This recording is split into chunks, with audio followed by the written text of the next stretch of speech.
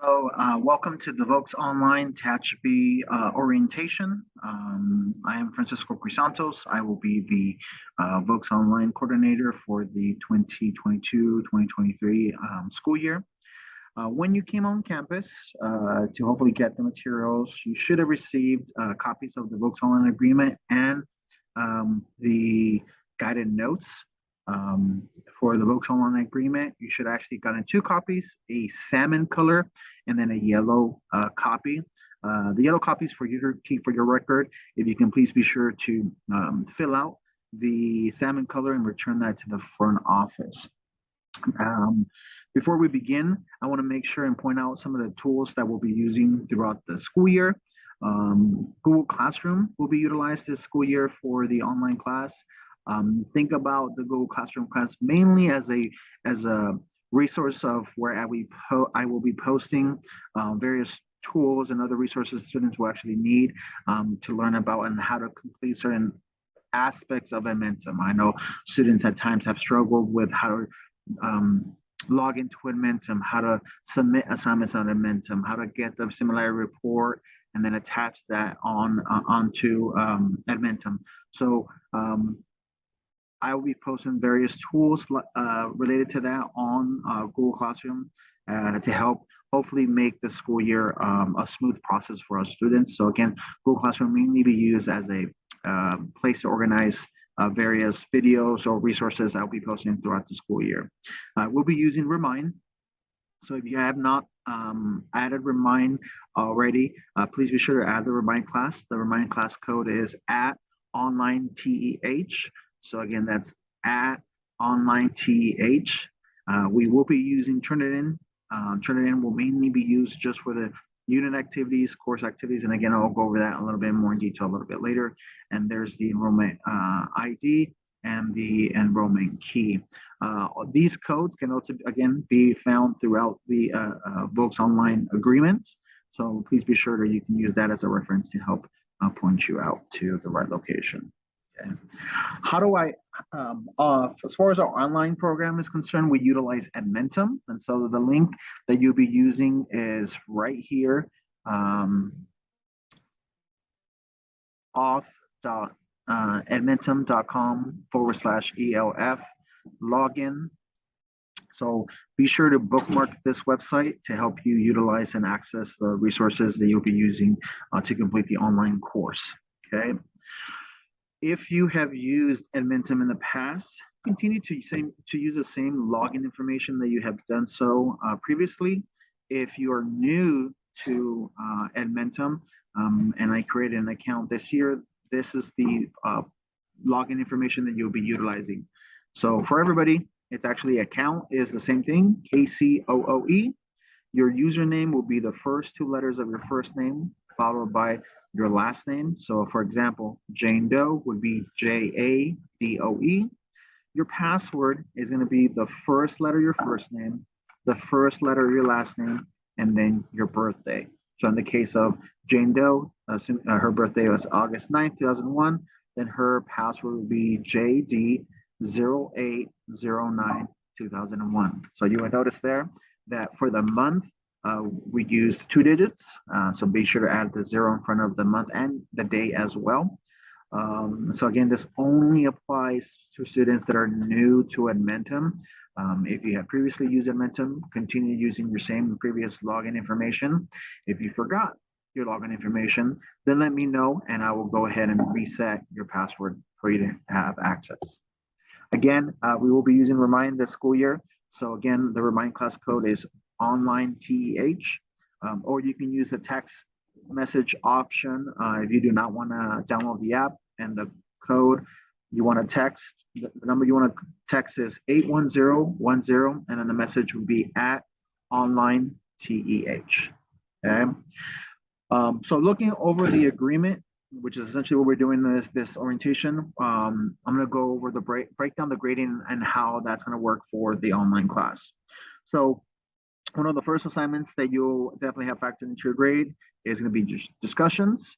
The next assignment that will be factored into your grade will be tutorials. The tutorial notes. And so As you are completing your unit work in your class, you will see your tutorials. Think about the tutorials essentially as your textbook. As you're reading your textbook, you're going to go ahead and take notes on your tutorial. So you either have the option of completing the guided notes that were provided for you, if there are guided notes provided for you, and again, I'll go over that in a second, the distinction, or if you find the tutorial guided notes are not as helpful, you're welcome to go ahead and take your own notes to document what you have learned from that particular tutorial, and as use it as a reference guide to then help you go back and review and study for when you're studying for your mastery test or your post test. There are some courses where there are no guided notes provided. If no guided notes are provided, then you must complete and take your own notes for those particular tutorials, okay, for those courses. Here's an example of what one of those guided notes looks like, and this is specifically actually for world history. So usually in the beginning, you might see a space for glossary, and you'll notice that some of the vocab has been completed, others have been left blank. You obviously have to make sure you complete those blank ones. You will go ahead and then document your lesson objective right here. And then as you read through the tutorial, you'll see there's a series of fill in the blanks throughout each of these guided note pages. And as you're reading, these answers should appear there. Make sure that you're navigating throughout the tutorial. Sometimes a page may have multiple pictures for you to take a look at. Make sure you're clicking on those pictures to then go ahead and access that content that may be there. So just because there's a single page there does not mean that there's actually little sub pages not embedded there as well. And then usually at the end of each lesson guided note, you'll notice that there's going to be a summary question. Make sure that you answer that summary question, because that summary question alone will be worth around 30% of your grade on just this one assignment, okay? On average, the guided notes range, or the notes range anywhere between 25 to 30% of your overall grade for the class. So essentially, if you're not doing the guided notes alone, that can essentially be, sorry, if you're not doing the summaries, you're losing right there 30% of that 30% already by not doing that. Okay. So how do I know if my class does not have guided notes? Here's the list of courses that do not have guided notes. So if this happens to be one of the classes that you're taking, then it doesn't have guided notes. So just make sure you use this as a reference. And usually if your class doesn't have guided notes, I've actually included a piece of paper with your handouts to kind of point out that your class doesn't have guided notes, and what you obviously should do going forward. So again, if your class does not have a guided notes, then you have to take your own notes for those particular tutorials or that course, the whole course. So the next category is going to be lesson activities. So for you guys that maybe have done this in the past, lesson activities have kind of been included as being part of the note-taking options. That is no longer the case. Lesson activities will be an assignment that you have to complete now going forward. And these are the assignments that are embedded within the tutorial.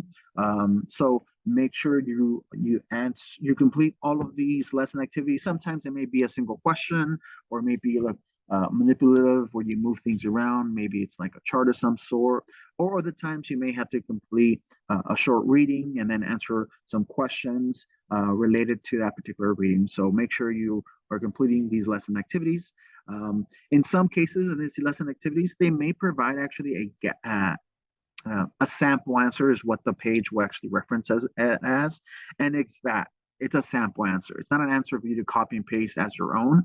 Use that as a guide to help you formulate your own answer, because obviously if you're copying, that is considered plagiarism in this case, and it is could result in you getting a 0 for that assignment, or possibly if you do it again, end up getting a 0 for the whole class. So please make sure you're not cheating, you're not plagiarizing. If you're struggling to do an assignment and you need assistance, it's better than you ask than you just go ahead and copy.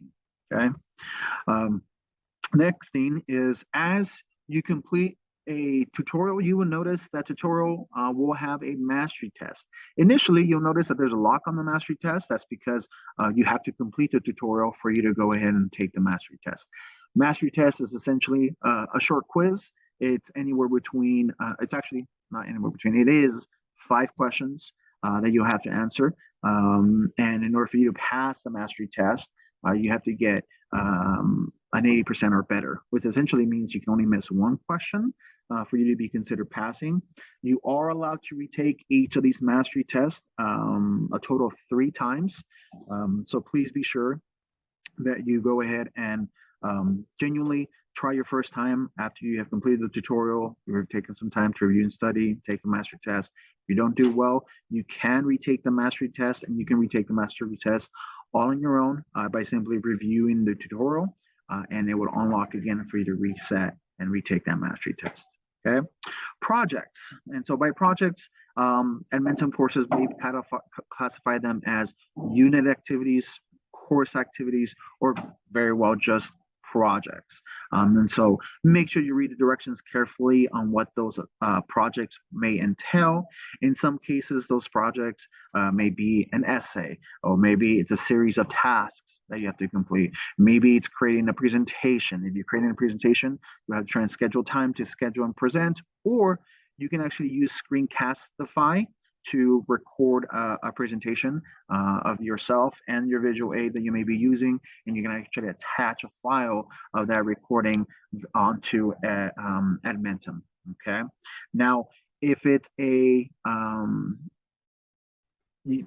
project, you're going to have to attach a Turnitin similarity report. And so, especially if it's an essay, that's very easy. You're obviously just going to upload the final draft of your essay. If it's a series of tasks, then document your responses. Either you can copy and paste from Edmentum directly into Turnitin.com, or you can take your responses onto a Google Doc and upload that assignment on Turnitin.com.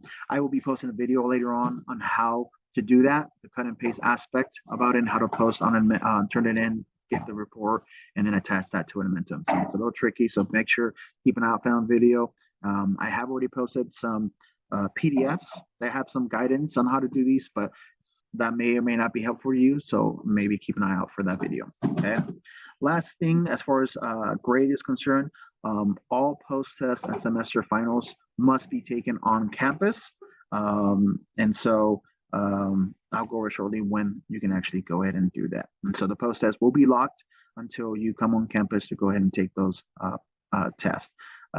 If it's a college prep class, you're not allowed to retake those post-tests. So make sure that you're genuinely ready to take the post-test whenever you're going to be taking it. If you're a general student, then you can actually retake the post-test one time. Okay, and same applies for the semester final. So what are the requirements for this school year for the online classes? Make sure you stay on pace. Okay, you'll notice that there's a suggested pacing guide you want to try and at least follow. You're welcome to get ahead of pace if you like. And so just make sure you're following that pacing guide.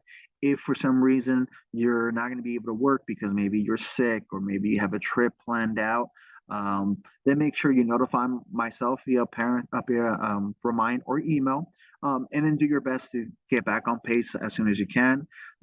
If you have a trip planned out, I highly encourage you to actually work towards getting ahead on pace, because it's easier to try and get ahead on pace than then deal with the anxiety afterwards of trying to catch up. Okay. So once you finish a unit test, once you have finished a unit, and therefore have taken the unit post test, you must make sure to submit your notes, whether they be guided notes or your own notes, to the front office. And again, take the post test on campus. And then as far as testing is concerned, at the moment, it's going to be only on Mondays during tutoring hours, which goes from 12:30 to 2 p.m., or on Tuesdays from 12:55 p.m. to 3 p.m. in room 8. Both of these actually will be in room 8.